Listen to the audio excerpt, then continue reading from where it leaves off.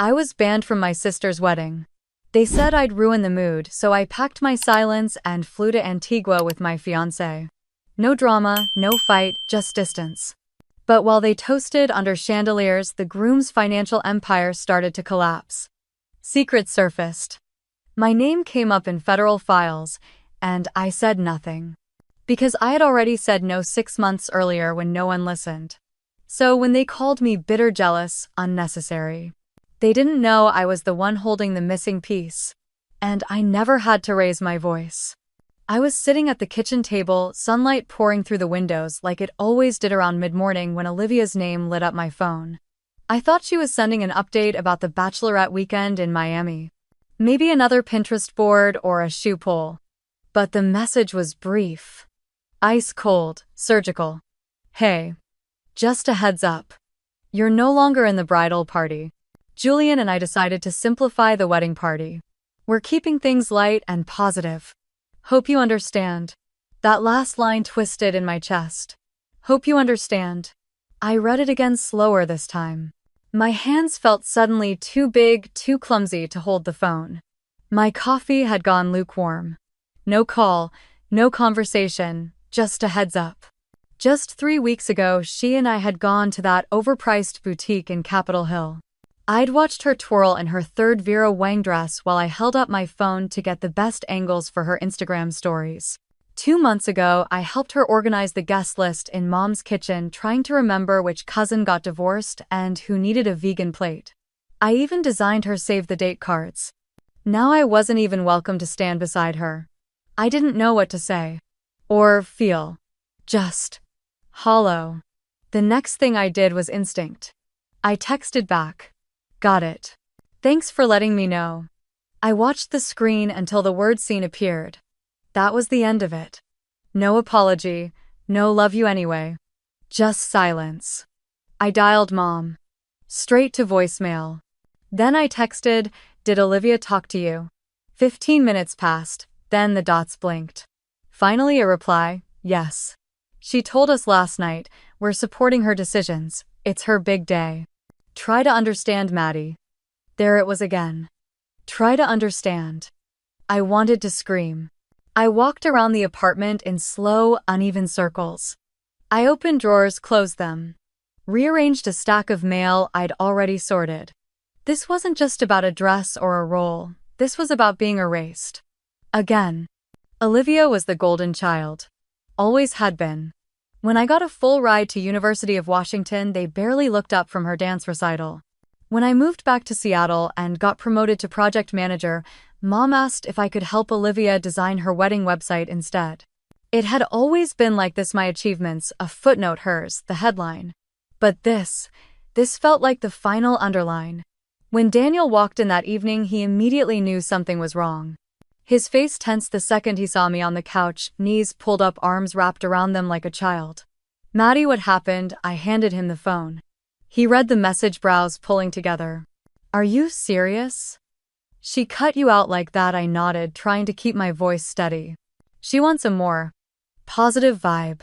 Apparently, I don't qualify. He sat down beside me, pulled me into his chest. His warmth wrapped around me like a blanket. I'm so sorry, baby. That's not okay. None of this is okay. I felt the tightness in my throat again, but pushed the tears down. And Mom knew. Dad too. They didn't say anything, not even a warning. Daniel was quiet for a moment. Then he said, do you want to go to the wedding number? I mean, do you want to stay here in this? Let them define how you feel, how you spend your time. Or do you want to get away with me? Go somewhere that doesn't know their names. Somewhere peaceful. I blinked, unsure if I heard him right, like a trip, like an escape. He stood up, already pulling out his laptop. Let's see what's out there. Caribbean. Bahamas, St. Lucia. Somewhere with no wedding hashtags, no bridesmaids, just sun and silence. I watched him scroll for a moment, then stood up and walked to the kitchen. Opened the fridge, then shut it again. I wasn't hungry. I wasn't even angry anymore. I was just tired. I walked back to him slowly. Can we leave this week? We can leave Friday. I'll make it happen. I nodded. I'm not running away. Number. You're reclaiming your time. Big difference. His voice was so steady, so certain.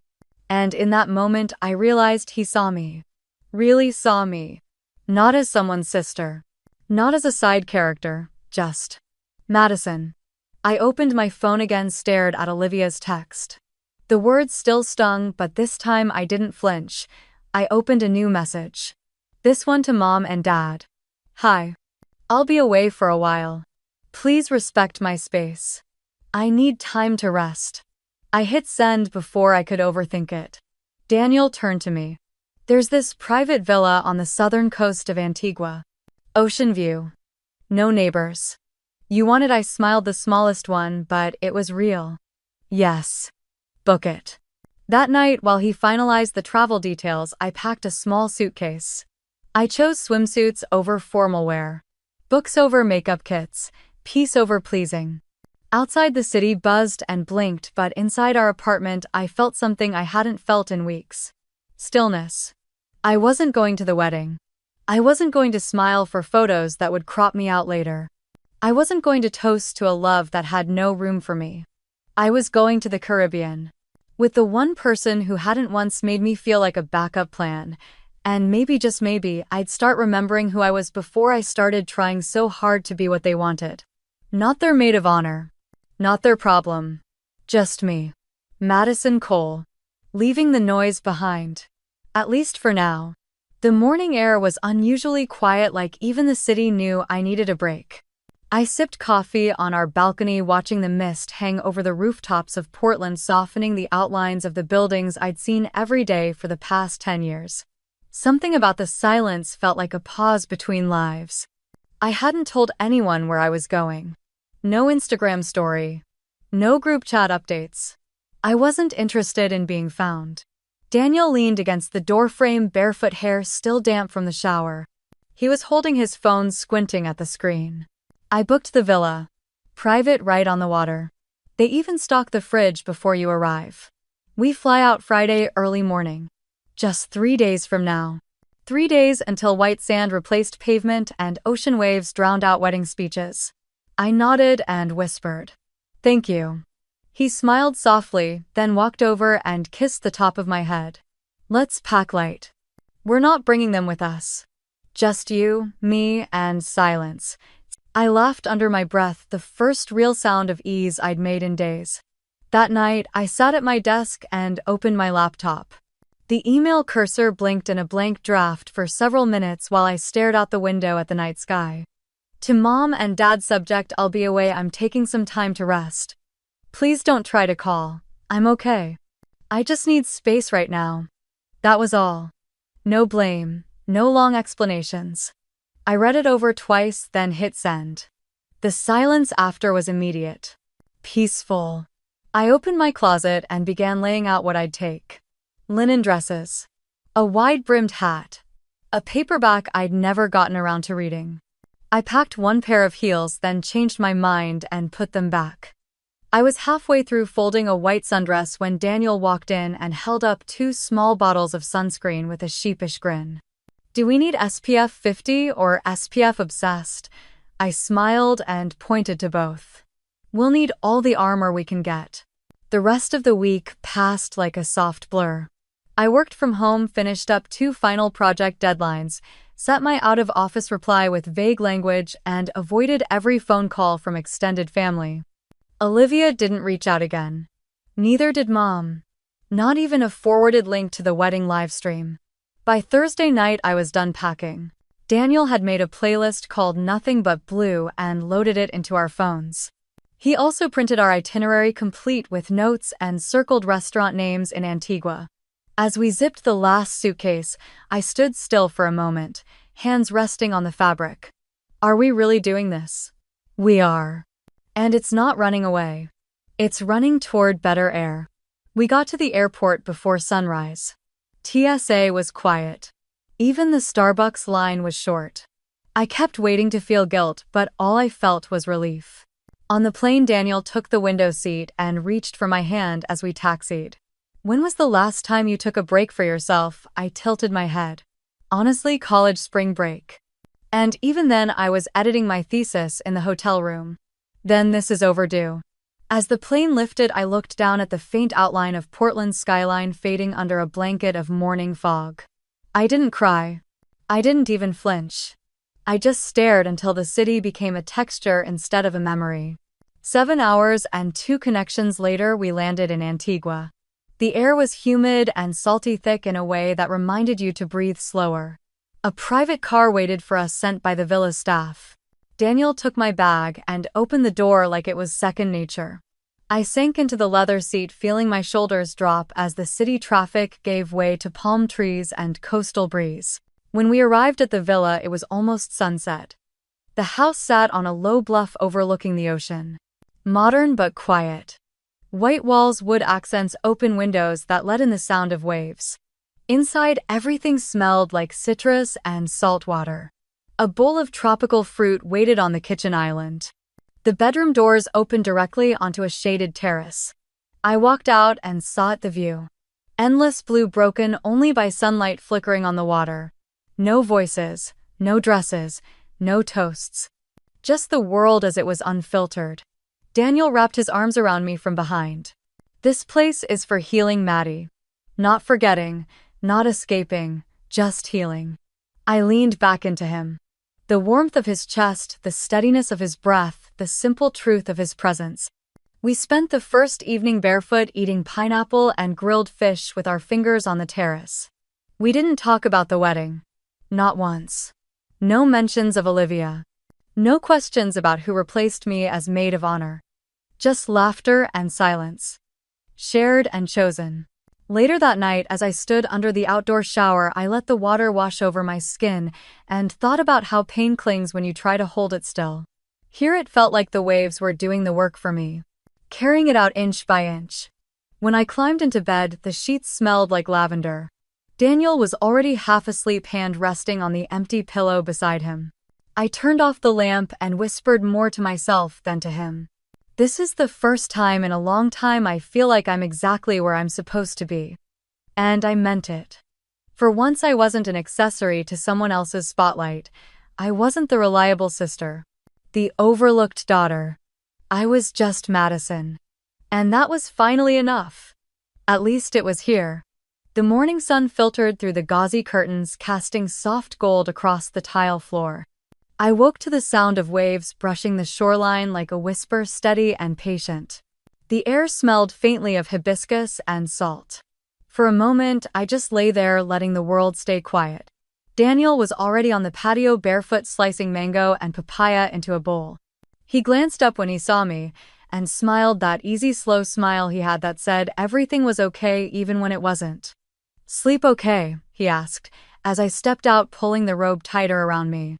I nodded, then took the bowl and sank into the chair across from him. It's hard to feel broken in a place like this. He reached for my hand and gave it a gentle squeeze. You don't have to feel any certain way, Maddie. Just be. That's enough. After breakfast, I unrolled my yoga mat on the wooden deck that faced the ocean. The breeze made the corners flutter and I placed small stones to keep them still. I tried to follow my usual flow, slow breaths in sync with movement. Sun salutations, cat-cow warrior too. But my shoulders felt tighter than usual, my chest heavier. The instructor's voice from the guided session in my earbuds said to focus on stillness, on letting go. I tried. I really tried. But halfway through a seated twist, I felt my throat close. It started as a flicker behind my eyes. Then a tremble in my hands. By the time I folded into child's pose, the tears had already started falling. Hot, silent, and sudden. I pulled the earbuds out and pressed my forehead to the mat. The fabric smelled of sunscreen and salt. I tried to breathe through it, but something cracked open inside. I didn't hear Daniel come up behind me, but I felt his presence before I saw his hand. He knelt beside me and simply held my fingers, not saying a word. I don't know why it still hurts, I finally whispered, my voice barely there. He didn't answer. He didn't have to. We stayed like that until the tears ran out. Later we walked barefoot along the shoreline, letting the waves wash over our ankles. The beach stretched endlessly untouched, the sand warm and soft beneath our feet. It should have been perfect. It was perfect. But my mind kept circling a memory I hadn't touched in years. I was 19. A sophomore at UC Santa Cruz. His name was Corey. He was in my econ class, always sat 2 rows ahead. Funny sharp, the kind of guy who made you feel like the only person in the room. He asked me to grab coffee one day, and before long we were spending every weekend wrapped up in each other. It was the first time I let myself fall for someone completely. I told Olivia about him during winter break, how he made me laugh, how he remembered the smallest things about me. She smiled too much when I showed her his photo. I didn't think much of it then. By spring he started pulling away. Shorter texts. Cancelled plans. I chalked it up to finals until I saw the tagged photo on Facebook. Him and Olivia at a concert, her head on his shoulder. The caption read, "New Beginnings." I had stared at that image like it was in another language. When I asked my parents, Mom just sighed and said, "Olivia didn't mean to hurt me. She'd been struggling with loneliness with confidence." Dad added that I should try to understand that Olivia was more sensitive than I was. I was 19 and gutted, and all I got was a lecture on empathy. Now walking through the Caribbean sun, with Daniel's hand in mine, that old sting returned like it never left. The wound had never fully closed. I just stopped looking at it. I stopped in the middle of the sand and stared at the horizon. "She always got away with it," I said, voice flat. Daniel paused beside me. "Who, Olivia?" Corey wasn't the only thing. It's been like that since we were kids. She'd take and I'd be told to understand. To forgive. He let out a breath, looked out toward the water. "That's not forgiveness. That's surrender." I didn't respond because I didn't know how to explain the way love in my family came with conditions. That being the older sister meant being the stronger one, the quieter one. That keeping the peace often meant giving it away. Back at the villa, I curled up in the hammock on the patio. The breeze rocked me gently. I watched a gecko crawl along the white wall, its movements quick and certain. Daniel brought me iced tea and sat on the edge of the hammock, brushing a strand of hair from my cheek. "You don't have to protect their version of the story anymore," he said. I closed my eyes. What if they never see me clearly? What if they never wanted to? Then maybe it's time you stop waiting for them to. That night after dinner, we sat on the sand with a blanket wrapped around our shoulders. The stars were so clear it felt like we could reach up and grab one. I leaned into Daniel's side and let the sound of the ocean soften the ache in my chest. Even in paradise, grief finds its way in. But maybe here I could finally stop pretending it didn't exist. Maybe here I could let it burn out gently like the last flicker of a match, without anyone demanding I smile through the smoke. The sound of the tide came in slow and steady, like a breath that never ran out. I traced circles in the sand beside me with the tip of my finger, letting the grains sift and fall without purpose. Daniel was beside me, legs stretched long in front of him, a driftwood stick in one hand that he idly used to draw lines between seashells. He'd been quiet for a while, more than usual, and that meant something. When he finally spoke, it was like he'd been practicing the words. "I haven't told you everything about Julian." My head turned before I even thought about it. He didn't look at me. He was still watching the waves. "What do you mean?" He tapped the driftwood against a smooth white stone before tossing it back toward the dunes. "A few years ago, right after I left that corporate branding firm in Seattle, I freelanced with a startup called Verva. You probably don't remember the name. It burned out fast. They wanted to build a lifestyle app tied to crypto investing. Very flashy, very vague. Julian Harper was one of their secondary investors." I straightened up. "You worked with him?" "Not directly. I was on the design strategy team. Mostly product visuals and UX mapping. But I was in enough meetings to hear things. Like what," he glanced at me then, eyes steady. "Like how Julian wasn't as hands-off as he made himself seem. He had influence over key hires, demanded certain language in press kits, and constantly pushed for features that made the app look more like a gambling platform than a financial tool." I let that settle in the air. The name Obsidian Capital echoed in my memory like a warning bell. "Why didn't you ever tell me this?" He sighed, leaning back on his elbows. "At the time, I didn't think it mattered. Verva was a disaster, and I figured Julian was just another overconfident VC. But then after we moved in together, I started hearing more. Little things. Rumors. Quiet conversations at tech events. A designer friend told me Obsidian's audit reports were always late. Another guy said the numbers in their pitch decks never added up. I pulled the blanket tighter around my legs. So you knew. Or at least suspected. He nodded slowly. I didn't have proof.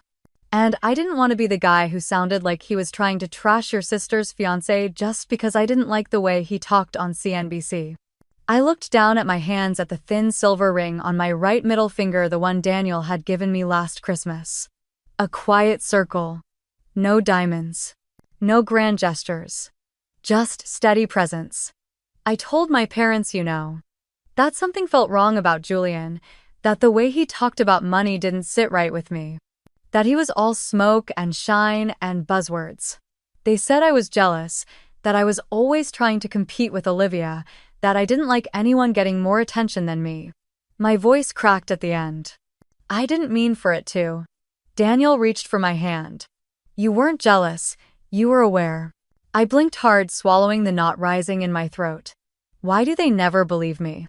Because believing you would mean seeing Olivia as imperfect, and they built too much of their hope on her being flawless. The silence stretched between us. The stars above us didn't care, they just kept shining. I wanted to scream, but there was nowhere for the sound to go. I wanted to ask him why he let me walk into family dinners, wedding planning, calls, group chats full of praise for Julian without saying a word. I wanted to ask if he trusted me enough to carry the weight with me. But instead I said something softer. Did you think I'd be angry? He looked down, thumb brushing over my knuckles. Number, I thought you'd feel betrayed. That I kept quiet to protect myself. I didn't want to add more distance between you and your family. I thought staying silent was the kinder thing. I stared at him. Silence never protected me, Daniel. It just made me easier to erase. His jaw tightened slightly. Not in anger, in guilt. I'm sorry. I nodded once. It wasn't forgiveness yet, just acknowledgement. Back in the villa, I stood barefoot at the edge of the infinity pool, staring at the reflection of the moon on the surface. I remembered the way my mother had laughed when Julian made a toast at our last Thanksgiving, how my father clapped him on the back like he'd always belonged. I remembered the way I had sat there, wineglass untouched, smiling with tight lips while everyone talked about how lucky Olivia was. How brilliant Julian was. How this wedding was going to be the event of the year. And now I stood an ocean away with only the sound of cicadas and my own thoughts. I whispered into the night. I saw it. I saw it coming. And they made me feel crazy for it. Daniel came up behind me and wrapped his arms around my waist. You weren't crazy. You were the only one paying attention. I leaned back into him, letting the warmth of his chest press against my spine. So what now? Now he kissed the side of my temple. Now we stay here. We breathe. We wait. And maybe when the noise starts back up again, we'll decide whether to listen or let it pass us by. I didn't answer right away. The waves kept crashing in the distance, soft but certain. Like truth refusing to be ignored. That night, the air in the villa felt warmer than usual, thick with the scent of salt and jasmine. I had cracked the sliding door open just enough to hear the ocean and feel the breeze, but not enough to let the bugs in. The sheets beneath me were cool, the ceiling fans spinning in a slow rhythm, and Daniel was already breathing deep beside me. Still, I couldn't sleep. It started around midnight. The first buzz of my phone was subtle, almost forgettable. Then it came again. And again. The sound felt louder in the quiet, like a drip echoing through a cave. Daniel stirred and reached for the phone on my nightstand before I could move. He sat up slowly, screen casting a dull glow across his chest. Your mom, he said quietly. Then after a pause. Chloe. And Aunt Rachel, I think. He didn't read them aloud, just handed me the phone without a word. I hesitated before taking it. My thumb hovered over the screen. I didn't want to open them, but I already knew the rhythm of these messages. My mother's would be layered in politeness and shame. Chloe's would try to sound casual. And Rachel's would ask if I was okay in that tone that really meant, what did you do now? I unlocked the screen. The first message was timestamped 1:2:07 a.m. We didn't mean to hurt you, honey. Please call us when you can. Your father is very upset. Then Chloe. Hey. Can we talk? Then Aunt Rachel. Just heard what happened. I'm sure it's a misunderstanding. Maybe we can all clear things up before more people hear the wrong version. The wrong version. I let the phone fall face down onto the blanket. Daniel leaned on one elbow. You don't have to say anything. I know. But still I reached for my notes app. I started typing. I'm okay. I needed space. I hope Olivia had a beautiful day. I paused. My fingers hovered. I'm sorry I couldn't be there. I backspaced the sentence until it was gone. Then I deleted the whole thing. Closed the app. Put the phone back on the nightstand. Daniel watched me without speaking. I laid back down and stared at the ceiling. Why does it still feel like I owe them something? Because that's what they trained you to feel. That your worth is in how well you hold everything together. How quickly you forgive. How quietly you disappear. I didn't respond. He was right, but hearing it out loud made the ache sharper. He reached over and tucked a strand of hair behind my ear. You're not their keeper, Mads. You're not the one who broke it. You don't have to fix it. I let my eyes close. The buzzing started again. More messages. More silence. By the third night in Antigua, the rhythm had changed. My body was beginning to relax in a way it hadn't in years. I didn't startle at every sound. I didn't reach for my phone first thing in the morning. I let Daniel order breakfast without needing to approve the choice. I sat on the patio in his t-shirt legs curled up beneath me watching the sea move. Still the phone buzzed again. This time he didn't even check it. Just placed his hand gently over mine. You can turn it off. I can, I whispered. I didn't. Instead, I opened the messaging app, scrolled through everything and archived every thread. Not deleted. Just set aside. Like closing a drawer I no longer needed to search through. We went for a walk after lunch. The sun was high but softened by a veil of passing clouds. The sand was warm but not hot. I could feel each grain between my toes grounding me. Daniel carried our sandals in one hand and reached for mine with the other. You feel different today, he said softly. Lighter, he agreed. But also like you've finally put something down. I smiled faintly, kicking at a line of seafoam. They still haven't admitted anything, you know. Not one word about the wedding fund. Not one word about Olivia's behavior, just noise. He stopped walking and turned toward me. What do you think they want? I shrugged. To say they tried. To make it about me being dramatic again. To flip it back into some story where I'm the one who made everything hard. Then let them write their story. And you don't have to be in it. His words hung there soft and firm. That night, I sat at the vanity brushing out my hair when another message lit up the screen. From Chloe. Can we at least talk? I didn't open it. Instead, I looked at my own reflection. Not the makeup. Not the polished version. Just me. Eyes a little tired, lips pressed in something between sorrow and strength. I turned the phone over again, and I whispered into the quiet room. Not tonight. Maybe not ever. The first alert came not from my phone, but from Daniel's brass. A soft chime around 6 in the morning. I barely stirred, still tangled in sheets and half asleep, but I saw the glow on his face as he sat up, brow furrowed. He said nothing, at first only stared. Then he reached over, handed me the phone. Julian's name was everywhere. Obsidian Capital under SEC investigation for fraud allegations. That was the headline, but the text was worse. Terms like false valuation, investor misrepresentation, unauthorized shell transfers, and insider tips jumped off the screen in harsh black and white. The article was already being picked up by national outlets. The company's accounts were reportedly frozen. Julian hadn't commented yet. Daniel looked at me, his voice careful. This wasn't Reddit gossip anymore. This was federal.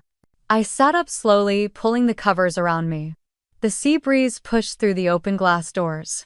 For a second, I thought about closing them. But I didn't. He opened his laptop, pulled up an email from Chloe marked urgent. She wrote that something strange had happened the night of the rehearsal dinner. One of Julian's old college friends, now a finance guy in Austin, got tipsy and started telling a story that sounded like a confession in disguise. He'd said loud enough for at least 3 people to hear that Obsidian was on the edge last year. Apparently, it took some creative reshuffling and an anonymous investor bailout to keep them from sinking.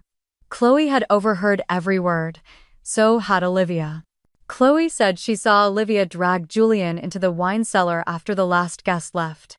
She wasn't yelling. Just asking. Was it true? Was the prenup still valid? Was the house they just closed on in both their names? Julian snapped.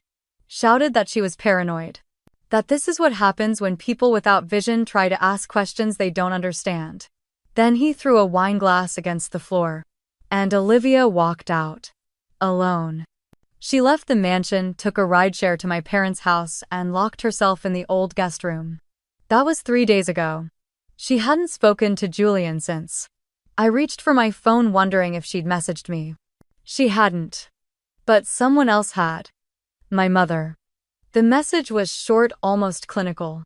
Please do not engage with the press. We need to protect the family's image. It's important to stay neutral. Neutral. As if our family name were a stock price she didn't want to see drop. I turned the phone toward Daniel. He read it, handed it back without a word. A second later, another message came through. This time from my Aunt Linda. Then from Chloe's mom. Then my father. They all said variations of the same thing. Let's stay calm. Don't say anything. This will pass if we keep quiet. No one asked how I was doing. No one mentioned Olivia. Only my reputation. Their embarrassment. The way people were now looking at our last name with raised eyebrows and sideways glances. I dropped the phone onto the bed and reached for my tablet. I opened the Notes app and began typing. You told me I was overreacting. You said I was jealous. That I didn't want Olivia to be happy. That Julian was complex, not deceptive. I told you something felt wrong. I begged you to look closer. But you looked at me instead. With pity, with judgment, with silence. You didn't want truth, you wanted peace. Even if it was fake. Now it's real. Now the whole world sees it. I paused. Then typed one last line. Don't worry, I won't say a word. I never needed to. I stared at the screen for a moment before closing the app and setting the tablet down. I didn't save the note. I didn't need to. The truth didn't require backup. Daniel poured me coffee without saying a word, then sat beside me. The wind rustled the curtains. Far below, a couple was walking barefoot along the beach laughing. Their laughter didn't reach our balcony, but I watched their silhouettes. By mid-afternoon, Julian was trending on every social media platform. Obsidian's website had gone offline. Olivia still hadn't made a public statement, but Chloe messaged again. She said Olivia was refusing all contact with Julian and was considering moving back home permanently, at least until things settled. That same day, my mother called. I let it ring out. She tried again. This time she left a voicemail. Madison, you need to be careful. Whatever's happening between them, it's not our place to stir things up. This family has always held its head high. Please don't jeopardize that. Olivia is fragile right now. Don't add fuel to the fire. I played the message twice. Not because I needed to hear it, but because I needed to be certain. She wasn't worried about Olivia's safety. She was worried about the photos. The donors. The next fundraiser. That night I dreamed about sandcastles. Grand ones, delicate towers and bridges and arched gates. They looked perfect from far away, but when the tide came in, none of them held. Not one. And somehow I wasn't sad. I stood back and watched as the water rose higher. As the foam slipped in and pulled the foundations apart, no one screamed. No one tried to save it. Maybe they knew somewhere deep down it was always meant to fall. The night air in Antigua clung to my skin like silk warmed by sunlight. Daniel and I sat on the veranda, each of us holding a glass of wine, listening to the sounds of waves brushing the shore and distant music drifting from another villa. I hadn't spoken much since the message from my mother. My mind kept circling the same memory, one I hadn't touched in years. I told him quietly, like confessing a dream, how I was 13 the first time I realized I wasn't seen the same way Olivia was. We were both in the school play. I had a lead role. Olivia forgot her lines in the chorus and cried in front of the whole auditorium. I remember how my mother rushed backstage after holding Olivia like a broken bird, brushing past me without a word. I had done well. I was even complimented by the principal. But no one brought me flowers. No one even clapped extra hard. I was expected to shine. Olivia was praised for simply surviving it. Daniel didn't interrupt. He just let me speak. It felt unfamiliar and terrifying to unravel all that history out loud. He waited until I fell quiet, then reached over and placed his hand gently over mine. Being strong doesn't mean you have to carry everyone. He said it simply, like it was obvious. It made me want to cry again. Later that evening, I told him something I hadn't planned to. It came out like a secret escaping before I could catch it. 6 months ago, I had been asked to review a potential funding deal through my firm. Obsidian Capital was one of the interested investors. Julian's name was buried on page 12 of the pitch deck. I recognized it immediately. Something about the way he was described didn't sit right. I flagged the proposal, documented my concerns, and ultimately declined to sign off. It hadn't felt monumental at the time. Just instinct. A whisper in the back of my head that said no. But now, seeing the unraveling scandals, the half-truths emerging into daylight, I understood how important that hesitation might have been. Daniel leaned forward, brows raised. "Do you still have a copy of that file?" I nodded. It was in my cloud storage, buried under project folders and past due diligence reports. I hadn't looked at it since. But the thought of it now felt different, like holding a spark in your hand before the storm breaks. "You might have more power in this than you think," he said. I stared out at the dark ocean beyond us, the black water hiding the coral reefs and stingrays underneath. Power wasn't something I ever felt I had around my family. Around Olivia. Around my parents' unspoken expectations. I was the responsible one. The sturdy one. The quiet storm. My childhood had been a series of small sacrifices applauded only when done silently. I helped Olivia with her math homework, even though she called me boring. I lent her my favorite sweater for her first date, which she never returned. I kept secrets for our mother. I kept peace for our father. I swallowed resentment like vitamins and wore duty like perfume. And still, when I expressed concern about Julian months before this scandal, my parents called it jealousy. My mother told me I needed to work on being happy for my sister. That her happiness was part of our family's strength. My father reminded me that being skeptical wasn't the same as being smart. That I should try trusting people more. I had smiled through that conversation and cried in the car alone. Now, with the truth crawling out of the cracks, I wondered if they remembered those words. If they had the capacity to feel remorse. Daniel refilled my glass, but I only held it. I wasn't ready to toast to anything yet. "Do you think Olivia believed him all the way?" I asked. "I think she believed what she needed to believe," he said. "That's how some people survive." I thought about that. About the stories we tell ourselves to keep the facade intact. Maybe Olivia had told herself Julian was misunderstood. Ambitious, but loyal. Maybe she wanted so badly to be loved, to be envied, to be chosen, that she ignored the cracks in his narrative. Maybe she still would if the entire thing hadn't started to collapse. The silence stretched, but it didn't feel empty. I got up and walked barefoot across the stone floor of the villa, stopping at the wide-open window that looked out to the sea. The wind smelled like salt and frangipani. In the distance, lightning flickered like a pulse across the sky.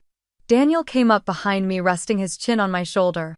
"What do you want to do with that document?" I didn't know yet. Part of me wanted to email it anonymously to the press. Another part wanted to send it to my parents with a single line, "Still think I was overreacting." But deeper still, the part I hadn't fully faced wanted something quieter. Not revenge. Not a spectacle. Just to be seen as someone who wasn't bitter or jealous or dramatic. Someone who was right all along.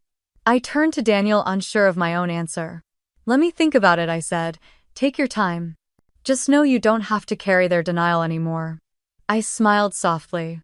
The waves were louder now, crashing closer. The tide was rising, but I didn't feel like running from it. For the first time in years, I felt like I was choosing myself. Under the orange hush of a Caribbean sunset, I sat cross-legged on the wooden deck outside our villa facing the water.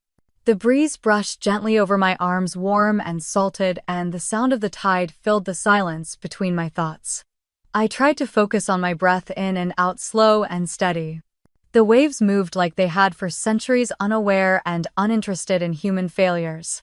I had told myself this trip was for healing, but I had barely touched the hurt. I hadn't really been alone with my own heart in years. But here there was no noise to hide behind. No boardroom calls, no Olivia stomping through the apartment in tears.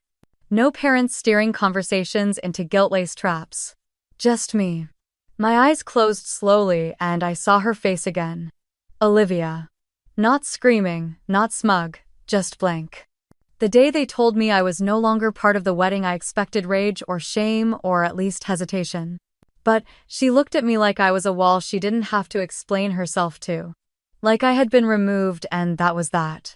What lingered wasn't anger, it was emptiness. I opened my eyes and stood up, brushing sand off my legs.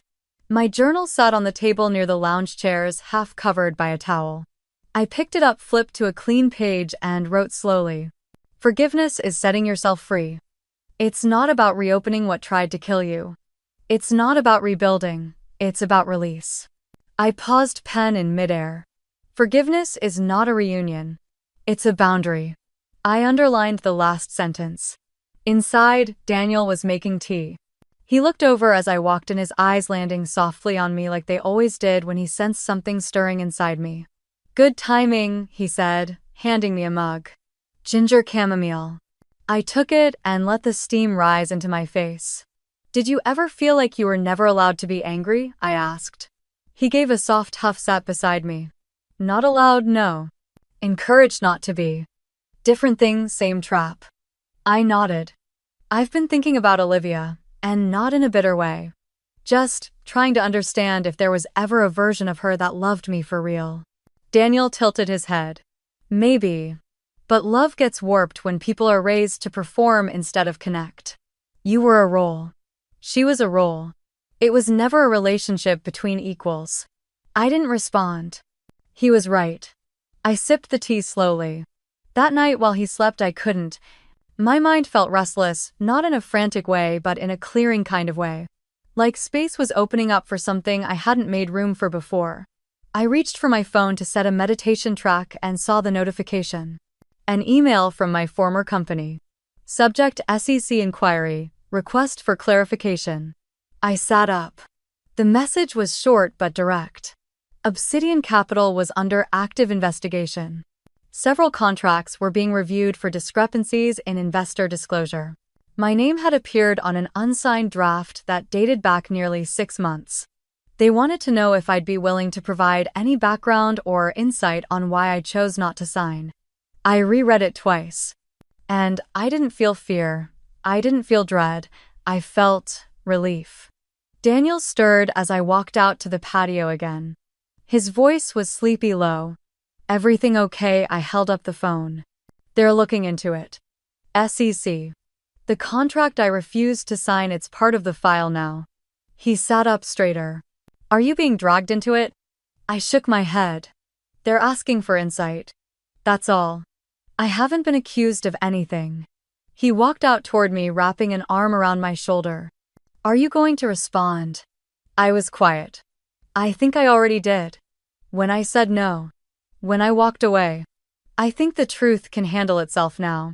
Daniel didn't argue. He just looked at me and there was pride in his eyes. You don't owe them a thing. Not the firm. Not your family.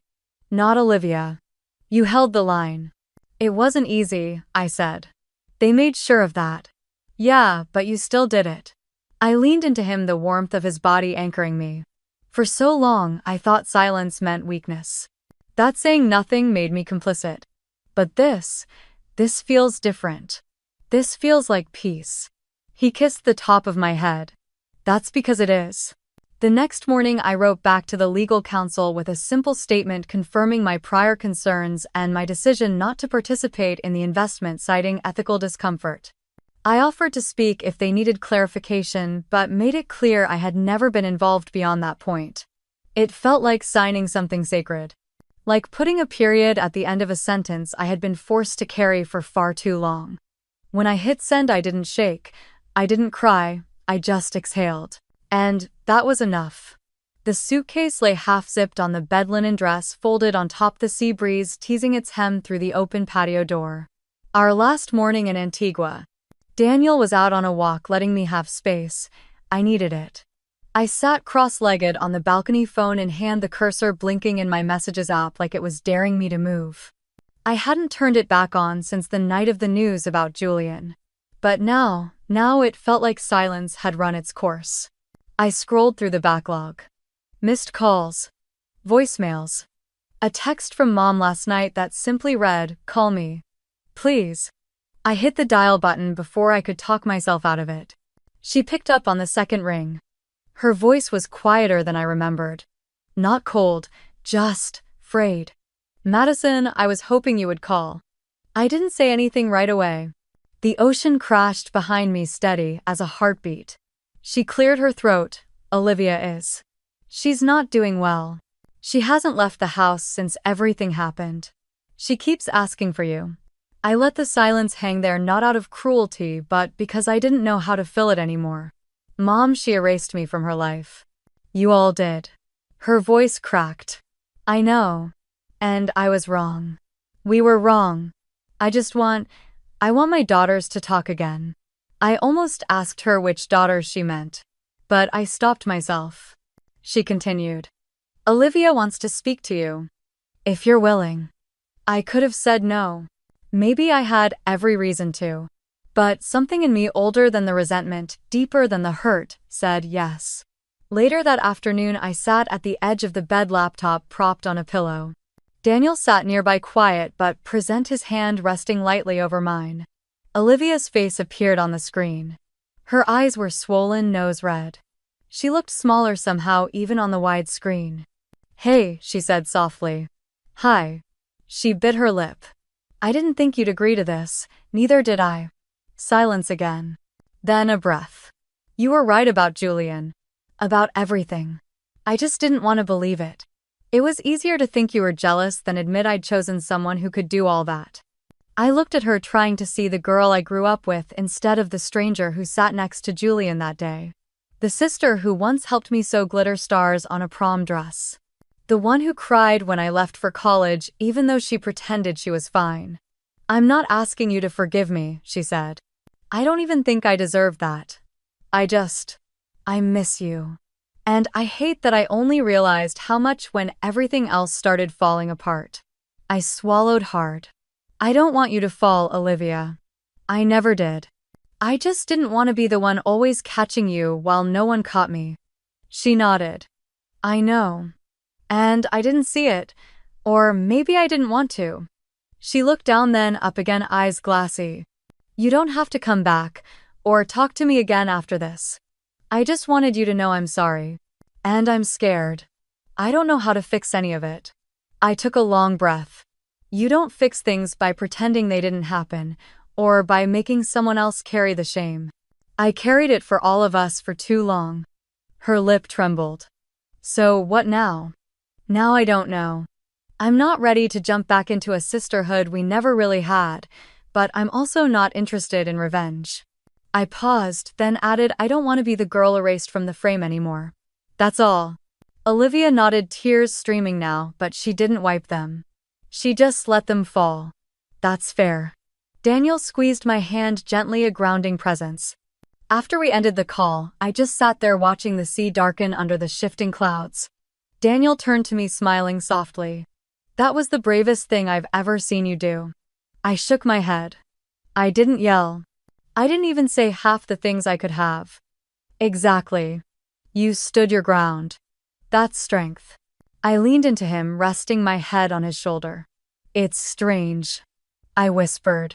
"I thought if she ever apologized, I'd feel this rush of vindication. Like a victory. And now I just feel still. Like I laid something down that I've been carrying for way too long." Daniel kissed the side of my head. You don't need them to tell your story anymore. You're writing a new one. I nodded, eyes misty. And for the first time, it's in my own voice. The cold hit me the moment we stepped out of the airport in Portland. It wasn't harsh, just different. The Caribbean breeze had loosened something in me, and Oregon's gray skies felt like stepping back into a room I had once been locked inside. Only this time I held the key. Daniel reached for my hand as we walked toward the pickup line.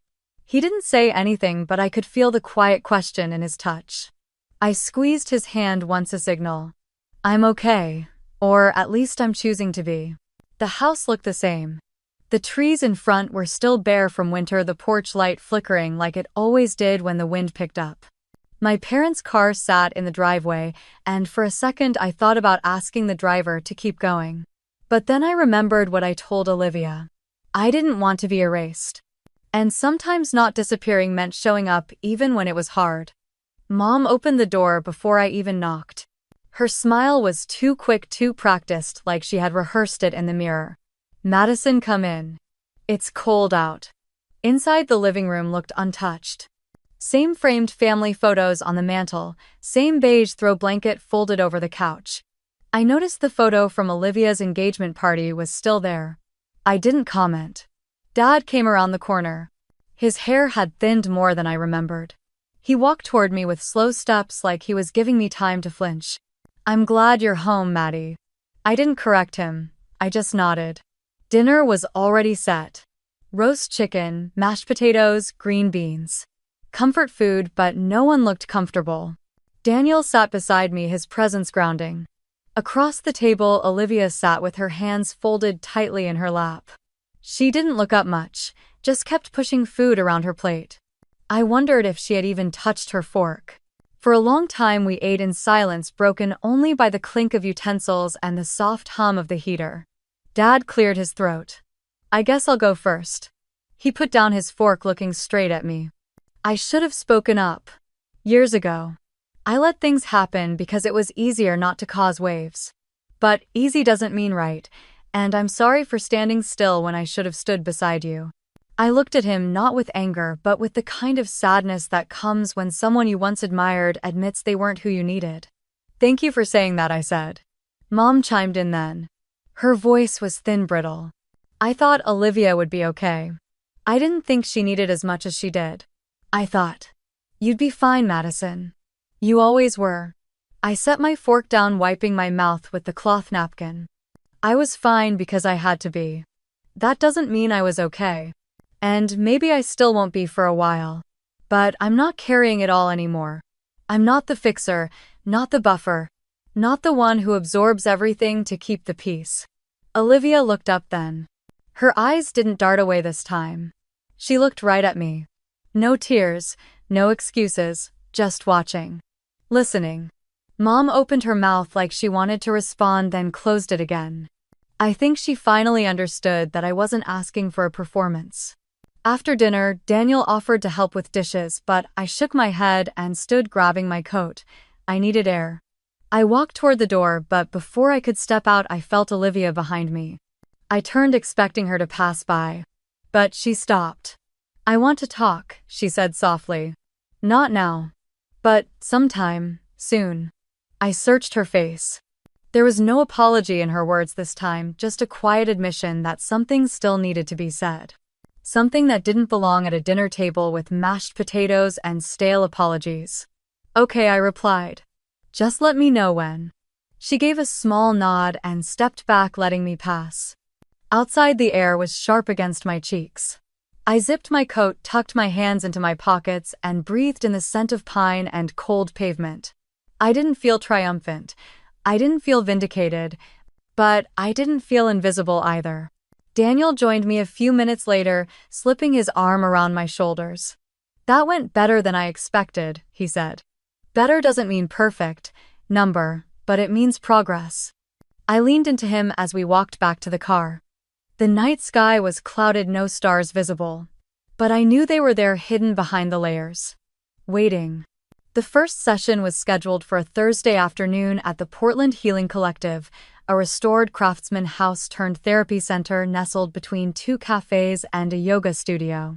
The kind of place where the scent of chamomile lingered in the air and quiet music filtered through the halls like a whisper. I arrived first. Always early, always prepared. A habit born from years of waiting for others to catch up emotionally or otherwise. I sat in the corner of the small waiting room, folding my hands together as I watched the second hand loop the clock. Daniel squeezed my shoulder gently before finding his own seat a few feet away. He wasn't required to be there, but he wanted to be. He said sometimes healing needed a witness, someone who could remember how far you'd come when you couldn't see it yourself. When Olivia walked in, her face was bare, no makeup, no pretense. She gave me a quiet nod and sat down across from me. Our parents entered next. My mother had her usual scarf looped around her neck like armor. My father looked aged, as if the last few months had carved something hollow inside him. The therapist, Dr. Elena Ruiz, greeted us with a calm presence and warm eyes. She invited us into the room, motioning to a semicircle of chairs arranged around a small coffee table. A pitcher of water and a box of tissues stood between us like a peace offering. No one spoke for the first few minutes. The silence felt less like tension and more like hesitation, like standing at the edge of cold water not knowing how deep it went. Then Olivia cleared her throat. "I used to think being good meant pleasing everyone," she said, eyes fixed on the floor. "If Mom was happy, if Julian loved me, if people clapped at the right times, I thought that was enough. I didn't let right and wrong distract me. I couldn't afford to." Her voice wobbled, but she kept going. "I thought you were strong, Madison. Too strong to need anything. But I see now that I made you carry everything so I could pretend I was weightless." I didn't expect the tears that filled my eyes. I wasn't angry. I wasn't even relieved. I was just sad. Sad for the years we both spent performing versions of ourselves that weren't real. Our mother shifted in her seat. Her hands, always perfectly manicured, gripped the edge of her armrest. "We didn't know," she said quietly. "We truly didn't. You were always so competent, Madison. You never asked for anything." "That doesn't mean I didn't need it," I said, more tired than bitter. "I needed a place. Not a pedestal. Not a task. Just a place where I didn't have to earn my way into belonging." Dad's eyes glistened. He nodded slowly. "You were our foundation," he murmured. "I should have been that for you, Doctor." Ruiz let the silence settle like freshly fallen snow. Then she spoke gently, guiding the session toward deeper questions. Patterns, expectations, generational dynamics. At some point, my mother admitted something I never thought I'd hear. "I modeled strength as silence," she said, voice shaking. "That was how I survived. But I see now how much I confused resilience with repression. And I passed that down to both of you." Olivia reached for a tissue, then looked at me. "I envied you," she said. "Your clarity, your confidence. But I see now that it wasn't confidence, it was structure. A wall to keep from breaking." I nodded. "That wall protected me. But it also kept me from asking for comfort. And kept all of you from thinking I ever needed it." It wasn't a dramatic moment. No breakthrough sobs or arms thrown around each other, just honesty. And in that honesty, something softened. We didn't solve everything. We didn't even touch every wound. But we named the shape of it. And that mattered. When the session ended, I stepped out into the hallway, drained and light all at once. Daniel was there, leaning against the doorframe, watching with quiet alertness. "How are you?" he asked. I exhaled slowly, like I just came out of a cave. We walked to the car together, and just as we reached the curb, Olivia jogged up behind us. "Wait," she said. Her eyes were red, but her expression was more open than I'd seen in months. Maybe years. She turned to Daniel. "I used to think men like you didn't exist. That kindness was just a stepping stone before control. But I see the way you look at her. The way you never interrupt, never diminish. I want to learn that. I want to be that." Daniel smiled gently. "It's not magic," he said. "It's just paying attention." Olivia turned back to me. "I'm sorry for everything, for letting you get erased. For not noticing when you started fading." I paused, then reached out and touched her hand lightly. "I'm not fading anymore. Later that evening, I sat on the porch of my apartment with a blanket wrapped around my legs and a cup of tea cooling beside me. The sky had cleared, stars sharp against the velvet dark. My phone buzzed, a text from Mom. "Thank you for showing up today. I know we have work to do, but I'm ready now." Then another from Dad. "Your strength raised us. We're learning to return the favor." I looked at the screen, then set it face down beside me. For years, I wanted them to change so I could heal. But tonight, for the first time, I realized I could heal regardless. The light from the street lamp pooled onto the steps. Daniel came out, draped a second blanket around my shoulders, and sat beside me without a word. We watched the stars in silence. And for the first time, I felt like one of them. Not the brightest, not the loudest, but no longer hidden behind clouds, just quietly, finally seen. The grocery bags were already unpacked, the dining table set, and the scent of roasted rosemary turkey drifted from the kitchen as I stepped back to look around my apartment. It was the first time I had ever hosted Thanksgiving. Not just cooked or contributed, but truly hosted. My name was on the invitation. The guest list was mine, the seating chart was mine. Daniel stood at the stove, carefully basting the turkey with a quiet focus that somehow made the entire apartment feel warmer. He wore the apron Chloe had given him last Christmas, the one with the cartoon pumpkin that said feast mode. Every time he moved, the fabric swayed like it had finally found its place. I turned to the living room just in time to see Chloe and Maya step through the door, arms full of flowers and wine. "We brought sunflowers." Chloe grinned, "because they always look toward the light. Like you." Maya elbowed her and added, "And Pinot Noir, because no family dinner is complete without a little fermented honesty." I laughed and hugged them both. The kind of laugh that felt like it belonged here, not borrowed or polite. Not long after, the knock at the door was slower, hesitant.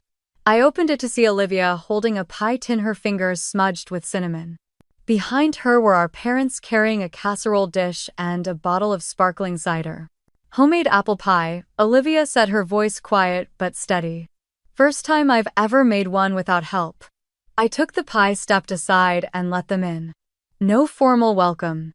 No speeches, just space. Dinner was easy, uncomplicated. We passed dishes, clinked glasses, and made jokes about how Daniel should quit software and open a restaurant. No one mentioned the past. No one offered explanations or apologies. The silence between us wasn't weighted anymore. It simply rested. Olivia complimented Maya's cranberry sauce.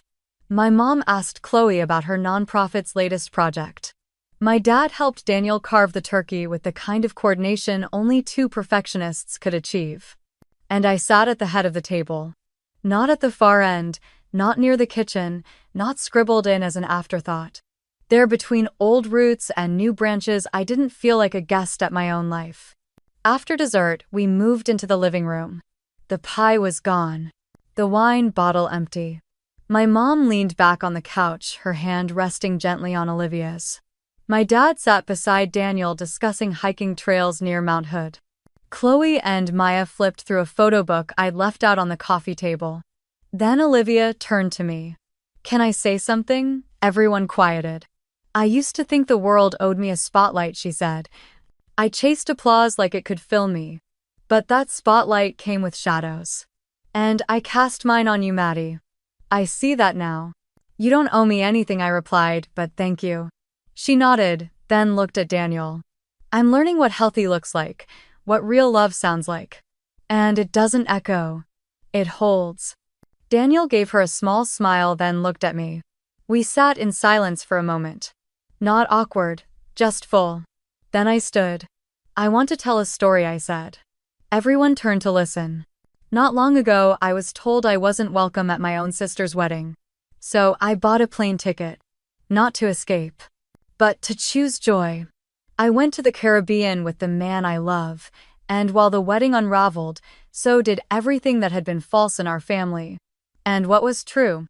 It stayed. No one interrupted. "I lost a seat at someone else's table," I continued. "But I built my own.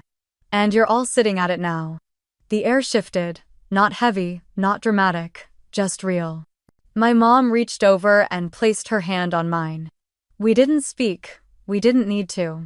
Later, after everyone had gone and the dishes were drying on the rack, I curled up on the couch with Daniel the pie tin empty beside us. You did it, he whispered. I didn't do it alone. No, he said. But you were the first to stop pretending. The window reflected our shadows against the soft lamp glow. Two figures side by side. Not a spotlight, not a stage. Just life.